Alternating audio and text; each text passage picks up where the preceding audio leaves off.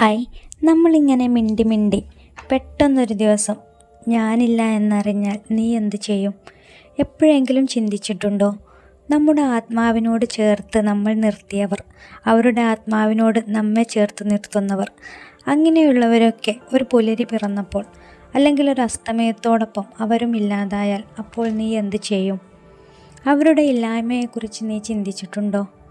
പക്ഷെ പലർക്കും ഈ മിണ്ടലും പറച്ചിലും ഒന്ന് അവസാനിച്ചിരുന്നെങ്കിൽ എന്നാഗ്രഹിക്കുന്നവരായിരിക്കും. അങ്ങനെയുള്ളവരോടല്ല ചോദിക്കുന്നത്.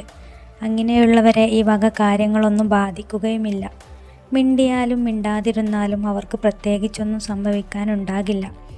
ഞാൻ പറയുന്നതും ചോദിക്കുന്നതും അവരില്ലാതെ ആ ഒരു ലോകം ശൂന്യമാകുന്നവരോടാണ്. ഹൃദയത്തിനുള്ളിൽ അത്രമേൽ ആഴത്തിൽ ചേക്കേറിയവരോടാണ്. കാണാതെയും പറയാതെയും അറിയാൻ കഴിയുന്നവരോടാണ്. അവരില്ലായ്മ അത്രമേൽ ആഗ്രഹിക്കാത്തവരോടാണ്. ചിന്തിച്ചിട്ടുണ്ടോ എപ്പോഴെങ്കിലും? ആ ശൂന്യതയെക്കുറിച്ച് ആലോചിച്ചിട്ടുണ്ടോ?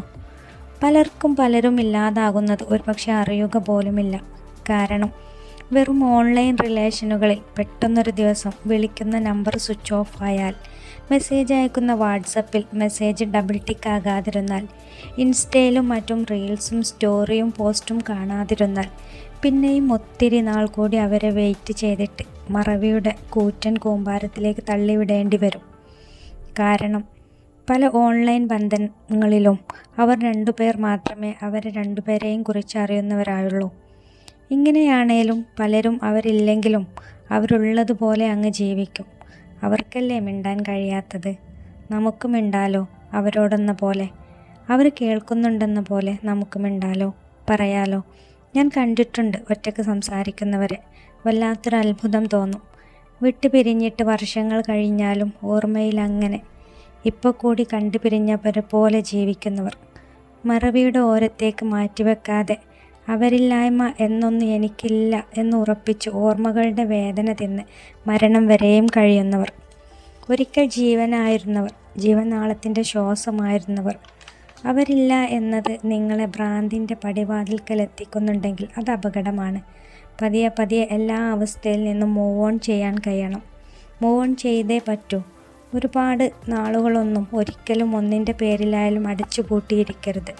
പുറത്തിറങ്ങി മൗനത്തെ ഭേദിച്ച് യാഥാർത്ഥ്യത്തെ ഉൾക്കൊണ്ട് സാഹചര്യങ്ങളെ പഠിച്ച് തൻ്റെതായ ഇടത്തിൽ ജീവിക്കണം. അല്ലാതെ ഒരിക്കലും ഒറ്റപ്പെടലിൻ്റെ വേദന തിന്ന് ഡിപ്രഷൻ്റെ വാതിലിൽ ചെന്ന് മുട്ടരുത്. അതിൽ നിന്നും മരണം എന്ന ഒരു ഓപ്ഷനിലെത്താൻ അധികം സമയമൊന്നും വേണ്ടി വരില്ല. അതുകൊണ്ട് മരണമില്ലാത്ത ഓർമ്മകളെ കുറേയൊക്കെ അതിൻ്റെ വഴിക്ക് വിടണം. വിട്ടുപോയവരേക്കാൾ വലുതാണോ അവരുടെ ഓർമ്മകൾ? നിങ്ങൾ ഈ ഓർമ്മകൾ ഇങ്ങനെ എത്ര നാൾ കഴിയും? വിട്ടുപോയവർ എങ്ങനെയാണാലും അവർ പോയി. ഒരുപക്ഷെ സാഹചര്യത്തിൻ്റെ സമ്മർദ്ദം മൂലം, അല്ലെങ്കിൽ മാനക്കേടിൻ്റെ അഭിമാനത്തിൻ്റെ പ്രശ്നം മൂലം, അതുമല്ലെങ്കിൽ സാമ്പത്തികത്തിൻ്റെ കുറവ് മൂലം, ഇതൊന്നുമല്ലെങ്കിൽ അവരുടെ ആവശ്യങ്ങളുടെ പട്ടിക തീർന്നത് കാരണം. എന്തുമാവട്ടെ ഏതുമാവട്ടെ അവർ ഇല്ലാതായി. ആ ഇടം ശൂന്യതയായി. ശൂന്യമായിടത്ത് വായും പൊളിച്ചിരിക്കാതെ ആ ശൂന്യതയിൽ നിന്ന് തന്നെ, ആ സീറോയിൽ നിന്ന് തന്നെ ഒന്നിലേക്ക് പിടിച്ചു കയറണം. നിങ്ങൾ കണ്ടിട്ടില്ലേ, കുറച്ച് ആളുകൾ മാത്രമേ ഇത്തരം അവസ്ഥയിൽ നിലച്ചു പോകുന്നുള്ളൂ. ബഹുഭൂരിപക്ഷം മനുഷ്യരും ആ അവസ്ഥയിൽ നിന്നും മാറി വരും, മുന്നോട്ടു പോവും. അതാണ് വേണ്ടതും. ഒരിക്കലും ഒരു പരിധിക്കപ്പുറം ഇരുന്ന് മോങ്ങരുത്. എല്ലാ സമയവും കടന്നു പോകണം. എല്ലാം നല്ലതിനാണെന്ന് കരുതുക. മുന്നോട്ട് തന്നെ പോകുക. By motivation Malayalam.